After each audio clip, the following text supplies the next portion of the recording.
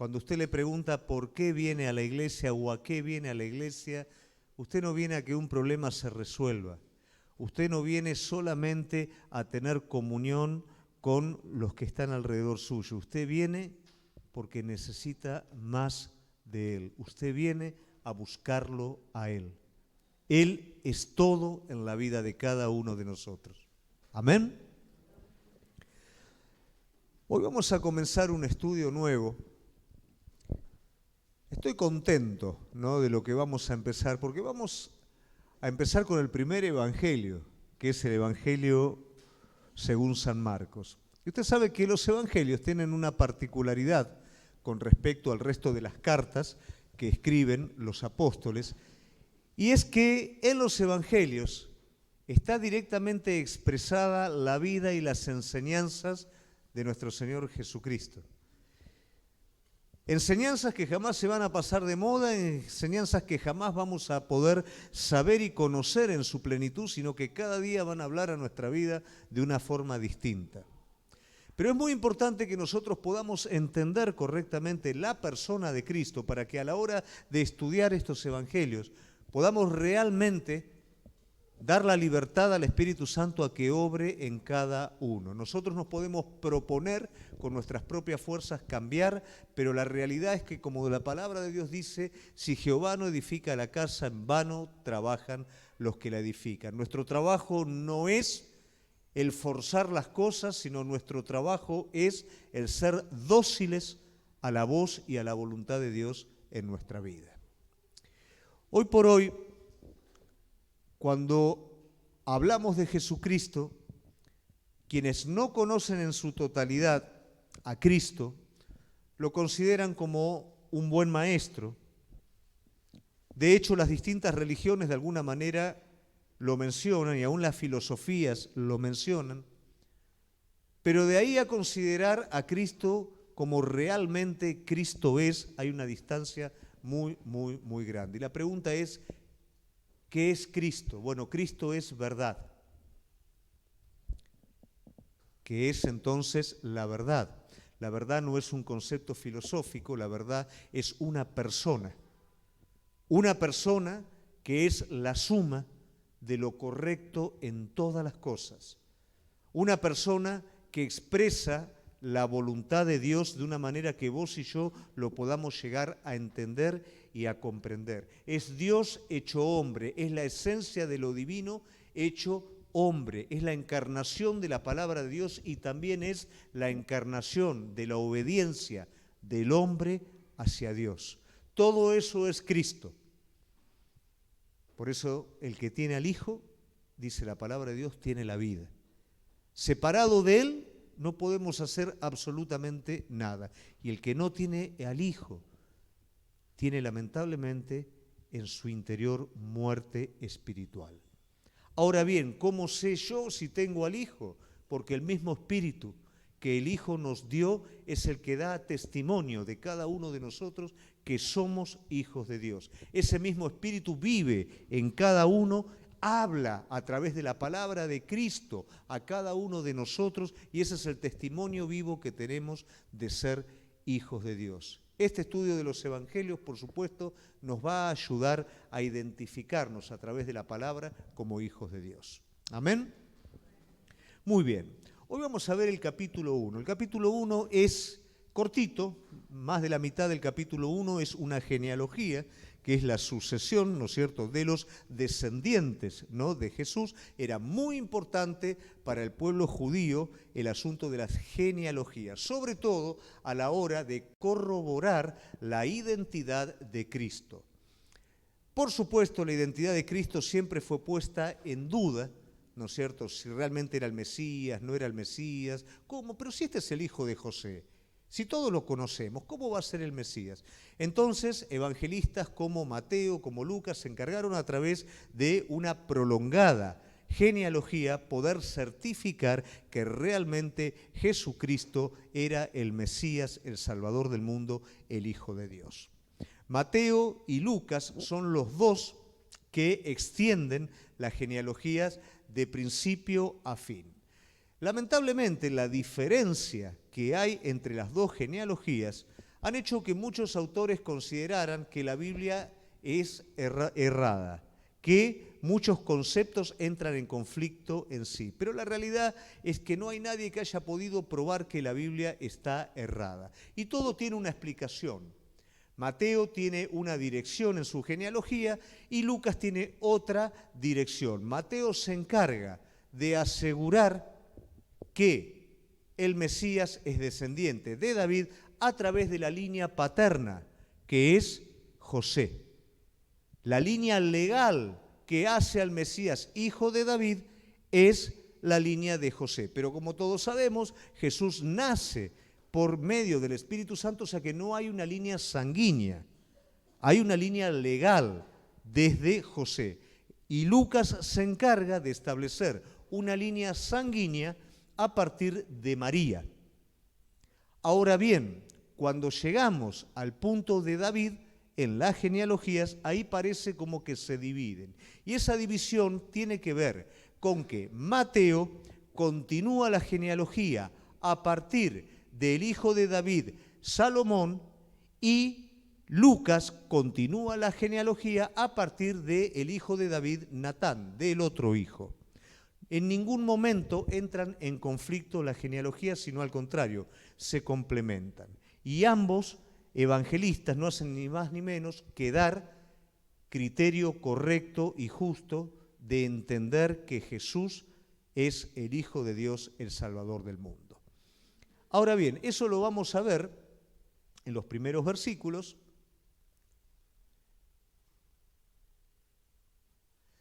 Dice el libro de las genealogías de Jesucristo, hijo de David, hijo de Abraham.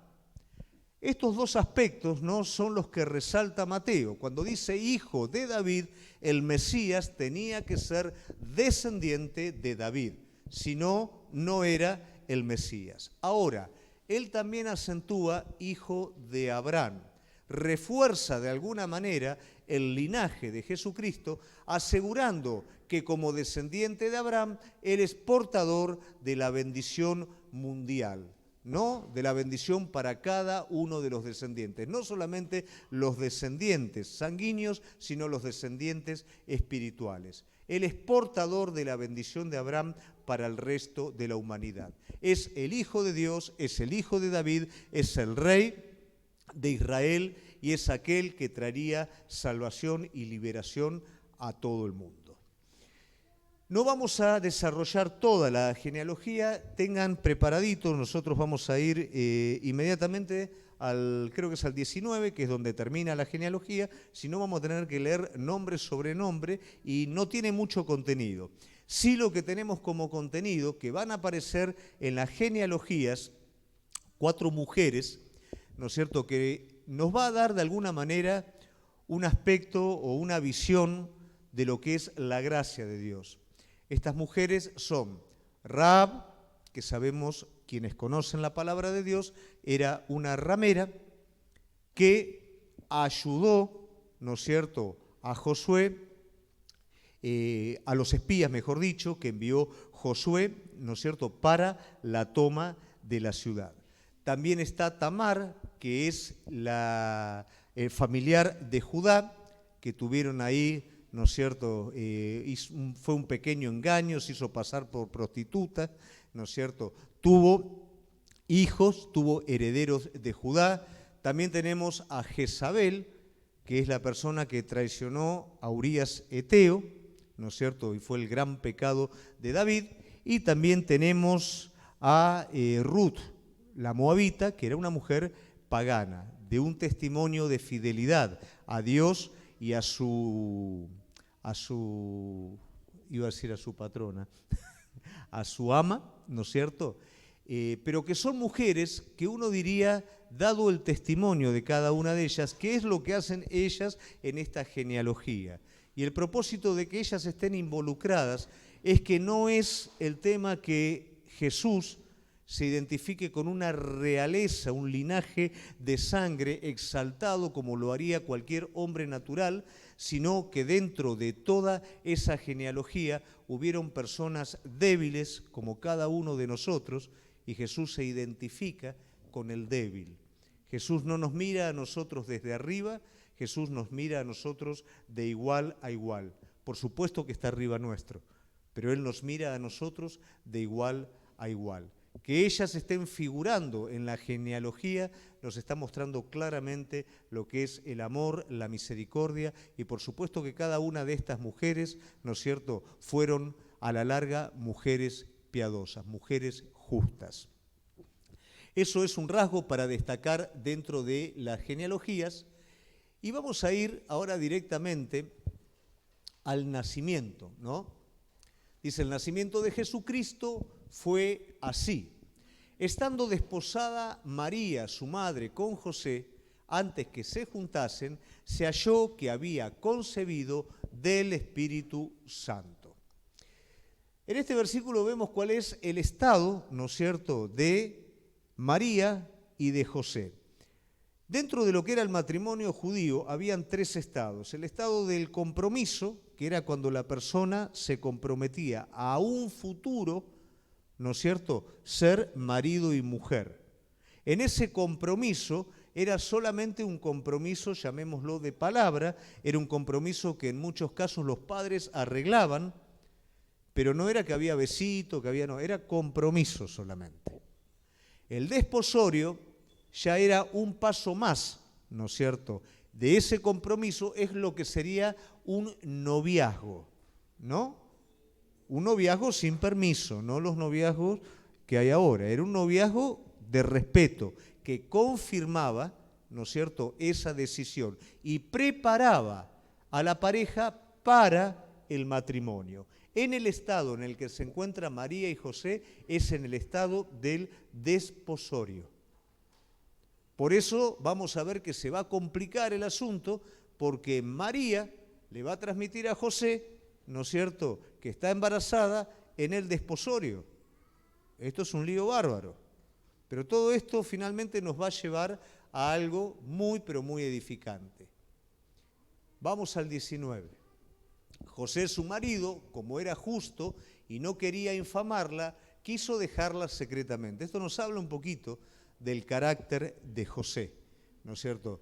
Otra persona la hubiera de alguna manera expuesto, y esto iba a hacer que María tuviera que ser lapidada, porque iba a ser acusada de fornicación y de adulterio. Pero dice la palabra de Dios que José era justo. Cuando hablamos de justo, en ese momento, en ese tiempo, no hablamos de justo por medio de la fe, todavía no había sido justificado el hombre, sino que eran personas piadosas, eran personas que se adherían a los mandamientos, a la tradición, al cumplimiento de la ley. O sea que José era una persona que en ese momento, llamémoslo una persona espiritual.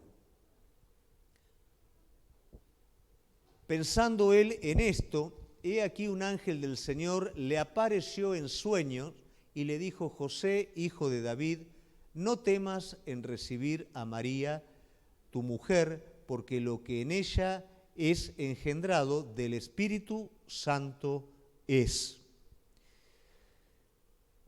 Nosotros podemos decir, qué bueno, se le aparece un ángel en sueño, ya está. Pero a mí me gustaría que los hombres se pusieran en ese lugar, en ese contexto histórico, analizaran la situación, y alguno de ustedes en una situación como esta, ¿los conformaría a un sueño? Situación complicada. A veces lo pasamos muy rápido, pero no es así, ¿no? Aparte que en esa época había una moda. Muchas veces cuando las chicas metían la pata, eran todas las que iban a recibir al Mesías. Era una moda, ¿no? Ah, el Señor me visitó, ¿no? Voy a concebir del Espíritu Santo. La realidad es que había metido la pata. Y eso lo utilizaban como excusa. Era una moda. Por eso también era más difícil creerlo. Y dará a luz un hijo y llamarás su nombre Jesús, porque él salvará a su pueblo de sus pecados. El nombre Jesús es Jehová salva. Cada vez se va complicando más. Nosotros conocemos la historia. Pero hay que creer que ese embarazo no proviene de hombre, sino que María va a engendrar del Espíritu Santo y va a engendrar al Mesías.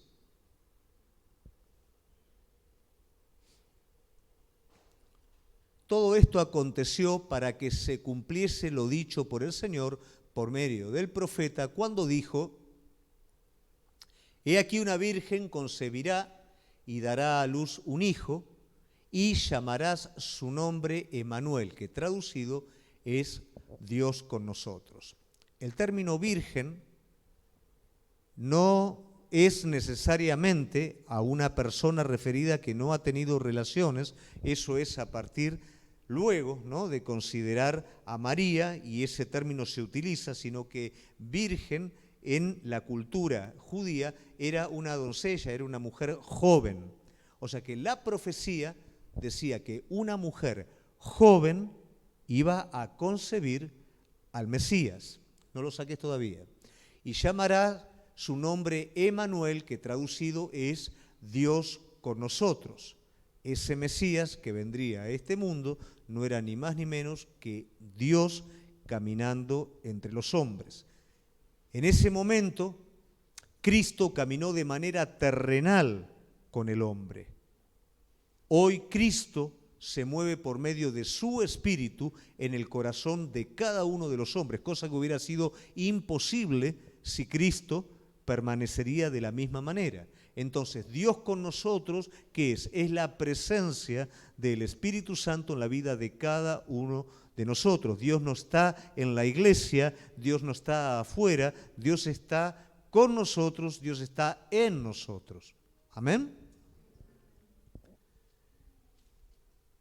Y despertando José del sueño, hizo como el ángel del Señor le había mandado y recibió a su mujer. Pero no la conoció hasta que dio a luz a su hijo primogénito y le puso por nombre Jesús. Esto desmiente claramente lo que la Iglesia Católica sostiene como la virginidad de María, ¿no?, que en ningún momento nunca más tuvo más hijos y nunca más pasó más nada. La palabra de Dios desmiente completamente eso, no es real, eso es una torcedura para poder apoyar una doctrina que no está sostenida por la palabra de Dios. Mientras preparaba, ¿no es cierto?, este estudio, que es muy breve porque la mitad está la genealogía y la otra mitad es lo que acabamos de hablar, no podía dejar de pensar en la vida de José. Hablamos mucho de María, hablamos muy poquito de José, pero yo traté de ponerme un poquito en contexto, y el sábado pasado hablábamos de una familia, cuando Dios tiene un propósito que pasa a ser una familia inusual, porque le empiezan a acontecer cosas de manera inusual. Yo quiero que cada uno de ustedes se pueda poner un poquito en ese contexto. Todo el mundo está esperando al Mesías. Nadie sabe cómo va a llegar el Mesías y cómo va a entrar el Mesías en este mundo. Por el pensamiento de cada uno de ellos, seguramente el Mesías estaría en el templo, estaría en lugares refinados y estaría con algunas personas selectas. Su madre tendría que ser seguramente una doncella selecta. Su padre tendría que ser una persona extremadamente capacitada en la ley y en todas las cosas, extremadamente espiritual, personas de renombre, en lugares, ¿no es cierto?, muy espectaculares, propios y dignos de aquel que salvaría a Israel. Pero es completamente distinto. El Hijo de Dios vendría a través de una mujer piadosa y estaría bajo la tutela de un hombre piadoso. Y eso era la voluntad de Dios. Ahora bien, ¿cómo es la reacción de un hombre piadoso frente a esto? A veces, nuestras estructuras religiosas son el peor enemigo contra la perfecta voluntad de Dios para con nuestra vida. Un hombre piadoso seguramente, como era José, eligió una mujer piadosa como era María para formar una familia piadosa, para que todos juntos, en los momentos, ¿no?, en que tenían que rendir el culto al Señor, dar el holocausto y hacer todo, pudieran ellos juntos ir, participar de la Pascua juntos. Yo me imagino un hombre piadoso, tiene ideales, ¿no es cierto?, espirituales. Él piensa en una familia espiritual y religiosamente ordenada. Pero acá el Señor le está diciendo, hay algo mucho más grande. ¿Qué puede ser más grande que estar ordenado en la voluntad de Dios? Ser participantes directos del propósito de Dios. Ellos iban a participar del propósito más grande en la humanidad. El Rey de Reyes y Señor de Señores dejaría su divinidad y entraría al mundo terrenal, al mundo temporal. Lo haría a través del vientre de María y sería criado por María y José. ¿Acaso eso no es mucho más elevado que tratar de tener toda mi familia religiosamente ordenada, que no está mal, espiritualmente ordenada, ¿no?, que no está mal? Pero a veces nosotros nos queremos quedar con lo bueno y Dios tiene cosas mayores, propósitos más grandes. Pero como entran en conflicto en mi vida, no me es fácil aceptarlos. Pero ¿y cómo? ¿Y si yo acá tengo que tener todo ordenadito? A ver si me entendés un poquito, José. No es que vos tengas todo ordenadito acá. La esperanza de Israel va a venir a partir de María. Y vos le vas a cambiar los pañales al Mesías. Es mucho más elevado de lo que vos estás esperando. Cuando esto lo llevamos a nuestra vida, nosotros a veces queremos que nuestra vida esté religiosamente ordenada. Nosotros queremos que realmente esté todo calculado, pero cuando Dios irrumpe en la vida de cada uno de nosotros queriéndonos revelar un propósito mayor que por supuesto nos patea el tablero, se nos hace un conflicto bárbaro. No, pero no es que vos vas a ver, vos vas a criar al Mesías. No es que vos vas a venir a recibir una bendición de Dios. Vos vas a hacer una bendición de Dios al mundo. Por eso te estoy desacomodando. Por eso el orden no es el que vos estás esperando. Porque te estoy tratando en virtud a lo que voy a hacer a través de tu vida. ¿Y cuál sería el pensamiento? Bueno, está bien. Yo voy a ser el papá del Mesías, mi esposa va a ser la mamá del Mesías, entonces va a ir todo bien. ¿Cómo Dios va a descuidar a su hijo? Pero cuando empieza el proceso, desde el principio nunca fue fácil. José tuvo que dejar sus ideales y tuvo que entrar en un camino de fe, creyendo que todo lo que dijo María era real, creyendo que lo que había recibido en sueño también era real. No podía darse el lugar a volver atrás, aunque lo intentó, porque cada vez que la voluntad perfecta de Dios se presenta en nuestra vida como un desafío, la tendencia que tenemos es volvernos atrás, es retroceder, es escaparnos. Como hombre piadoso, él no estaba dispuesto a difamar a su esposa, pero sí estaba dispuesto a escaparse de la situación. ¿Cuántas veces nos escapamos de lo que Dios tiene preparado para nuestra vida? Porque queremos algo religiosamente controlable, porque queremos algo acomodado a nuestros propios criterios y no queremos entrar en el criterio divino. Queremos movernos en nuestra propia prudencia y no queremos entrar en la sabiduría de Dios, que ya lo tiene preparado de antemano para cada uno de nosotros. Pero ahí tiene que estar el salto de fe, y el salto de fe es fe verdadera. A veces no todavía muchos no han vivido la fe verdadera. No digo la fe en Cristo, la fe de la obediencia en Cristo. La fe que te dice aceptá a María, porque María nunca te engañó. Pero mi amor propio, mi criterio, mi lógica me dice que esto es imposible. María no te engañó. Yo estoy haciendo todo esto, yo estoy cumpliendo mi palabra. Pero todo esto parece negar la palabra de Dios. Yo no me estoy negando. Estoy cumpliendo mi voluntad en tu vida. No lo entiendo. No tenés que entenderlo, tenés que creerlo. Te estoy llevando a un plano más elevado, a algo diferente. Te estoy llevando a que no juegues al cristiano. Te estoy llevando a que seas un pequeño Cristo. Te estoy llevando a que no busques una sensación. Te estoy llevando a que seas lleno del poder del Espíritu Santo para hacer bendición hasta lo último de la tierra. Por eso estoy variando tu orden. Porque sentado alrededor de la mesa, cumpliendo con los ritos religiosos, no le estás haciendo bien a nadie. Solamente estás bien vos. Pero yo quiero hacer algo más con tu vida. Por eso te quiero llevar a ese lugar. Pero tenés que empezar a caminar por medio de la fe. Aceptá a María como tu esposa. A partir de ese momento vas a empezar a caminar por medio de la fe. Y él aceptó. Pero luego la cosa no fue fácil.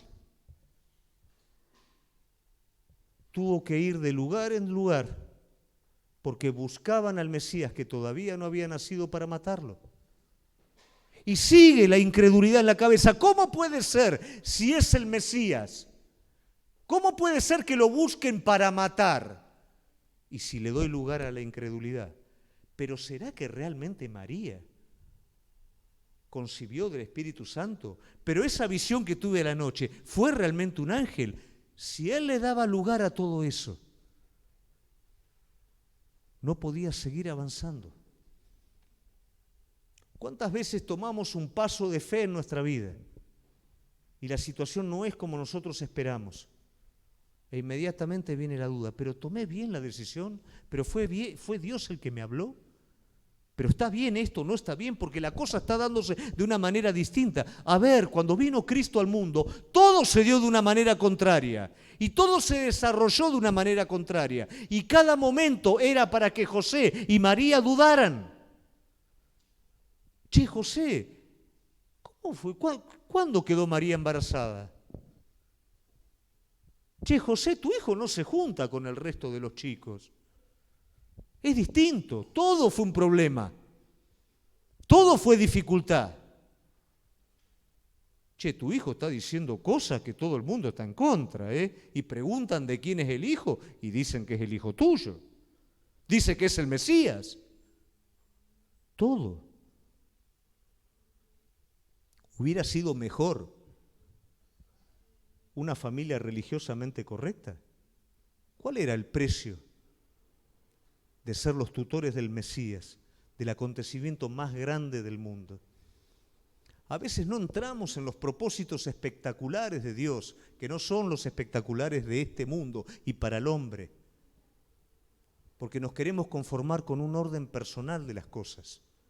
Y Dios tiene cosas grandes. Cuando digo cosas grandes, digo que Dios soñó en la vida de cada uno lo que en este tiempo de vida tenemos que hacer. Dios mandó a su Hijo para que vos en este tiempo de vida primeramente seas salvo por medio del arrepentimiento y el conocimiento de Cristo y por medio de la dirección del Espíritu Santo puedas conocer para qué Dios te creó.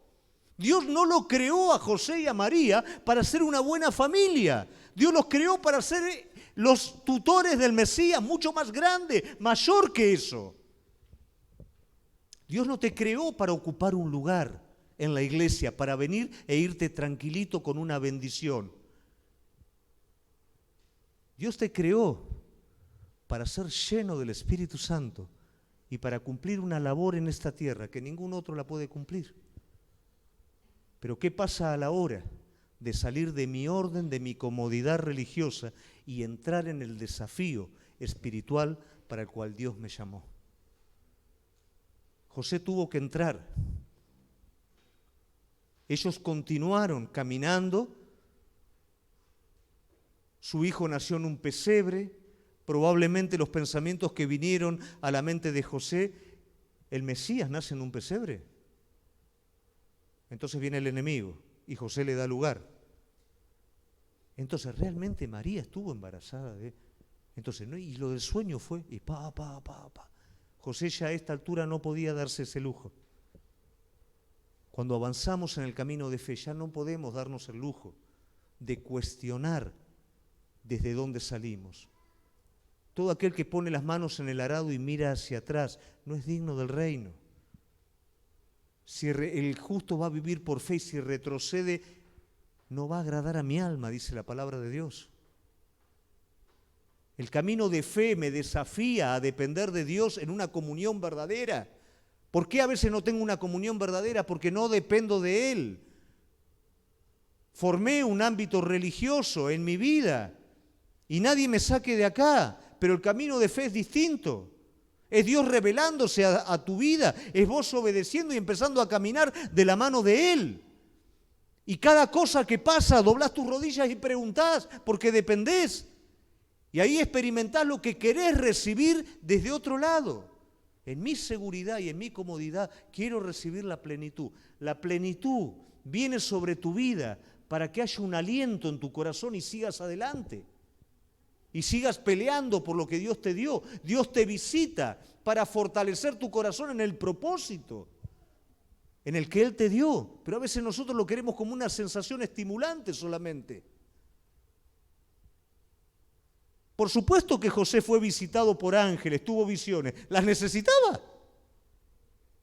¿Cómo iba a ser si no? Entonces el ángel que le decía, lo prevenía, no vayas por allá porque allá corres peligro, anda para allá. Es cierto, había peligro, pero el Señor estaba dirigiendo el propósito. Es cierto, en tu vida hay momentos de peligro, de dificultad, pero el que se entregó por vos, el que te llamó a caminar por medio de la fe, es el que te cuida y el que te dirige.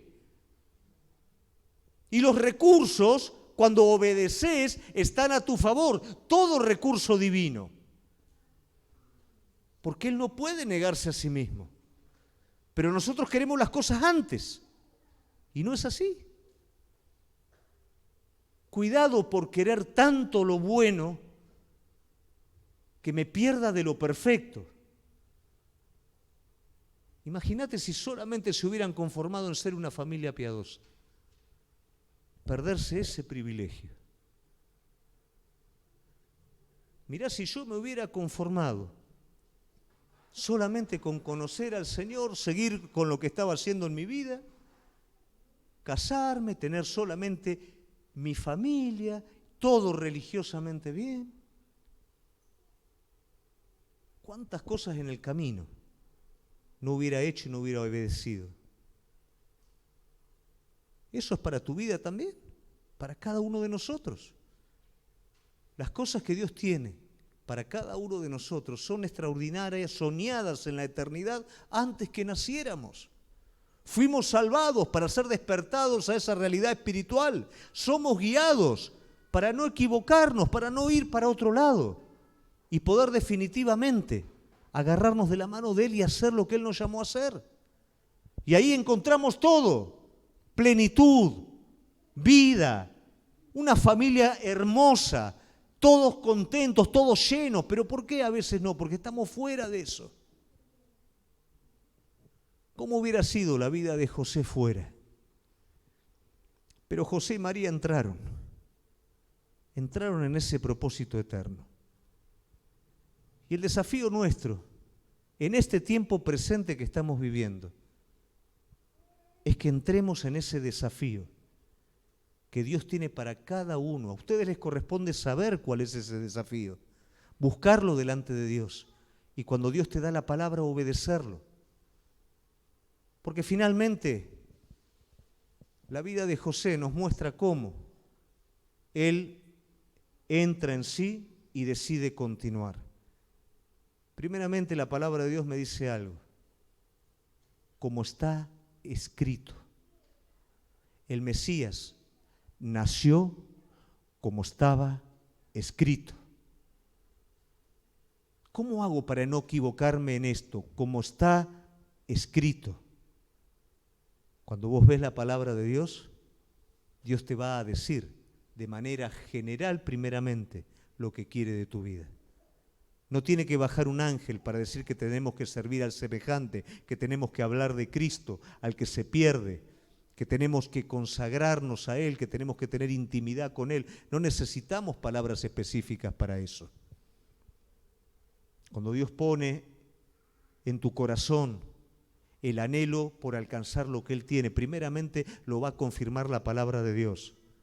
Y después esa palabra de Dios se va a revelar específicamente sobre tu vida. Como el sueño se reveló en la vida de José, no fue un sueño fuera de la palabra de Dios. Fue un sueño que acreditaba lo escrito con la letra, para que él a partir de una experiencia personal pudiera tener la plena seguridad de aquello a lo cual Dios le estaba hablando. La palabra escrita, la revelación, pero finalmente era necesario una cosa: la actitud, la acción de él. A ver, María embarazada, yo en el desposorio, en el sueño que el ángel me dijo que lo que está en María es el Mesías. Todos mis vecinos están esperando al Mesías. Yo no le puedo decir a todos mis vecinos que el bebé que está en el vientre de mi esposa, de mi futura esposa, es el Mesías. Voy a tener problemas. ¿Cómo hago con todo esto? No temas en tomar a María como tu mujer. Y él tuvo que negarse a sí mismo. Él tuvo que morir a su amor propio. Él tuvo que morir a sus criterios religiosos. Él tuvo que morir a su ideal propio de las cosas. Y tuvo que decirle sí al Señor. ¿Valió la pena que le haya dicho que sí o no?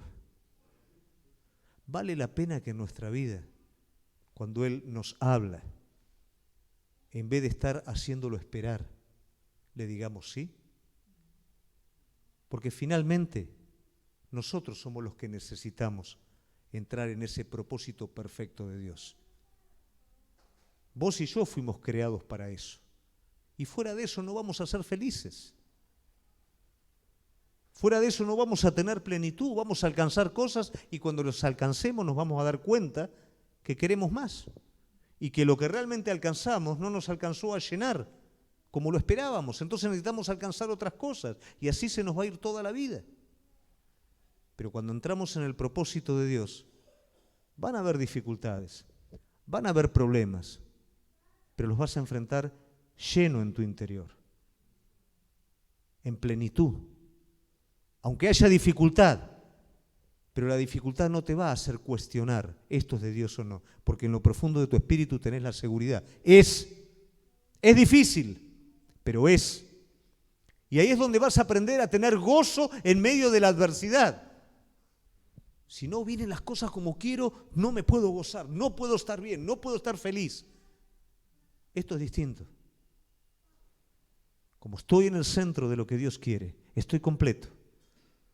Necesito cosas de afuera, lógico, pero no son las que me completan. Me completan estar en donde Dios quiere que esté, haciendo lo que Dios me llamó a hacer. Este es un ejemplo que nos desafía. Y yo quiero dejar resaltado el ejemplo de José. Un hombre que le tuvo que creer a Dios. Y el fruto de haberle creído a Dios es que fue el tutor del Hijo de Dios en esta tierra.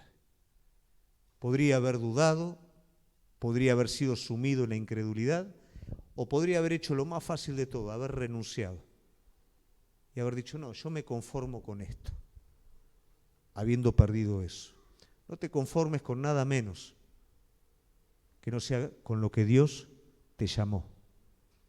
No busques tu propio orden en las cosas, busca el orden que Dios determinó darte. No te asustes cuando Dios quiera hacer de tu familia, de tu vida, algo inusual.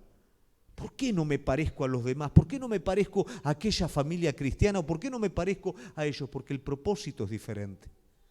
Porque lo que Dios quiere hacer en tu vida es distinto. ¿O te crees que ellos no pensaron lo mismo? Pero si nosotros somos la familia del Mesías, ¿por qué tenemos que escapar acá? ¿Por qué tenemos que tener a nuestro hijo en un pesebre? ¿Por qué nos tenemos que ir de acá para allá?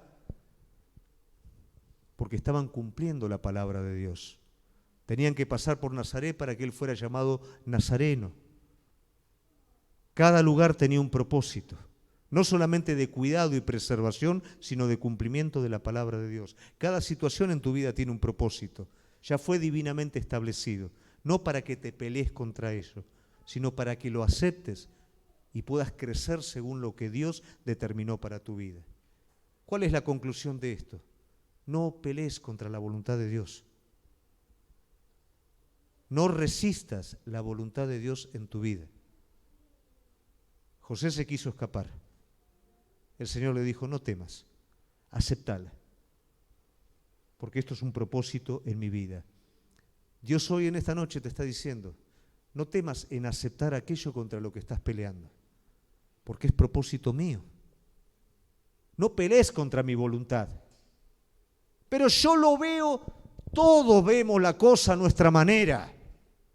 Pero sus pensamientos no son nuestros pensamientos, sus caminos no son nuestros caminos. Y aunque veas la cosa de una manera, es preferible verla como la ve Dios o aceptarla como la ve Dios que como la ves vos. No pelees más contra la voluntad de Dios sobre tu vida. Aceptá el propósito, aceptá aquello que fue soñado desde la eternidad y no pelees nunca más con eso. Y ahí vas a encontrar lo que en esta noche estás buscando. Amén. Nos ponemos de pie.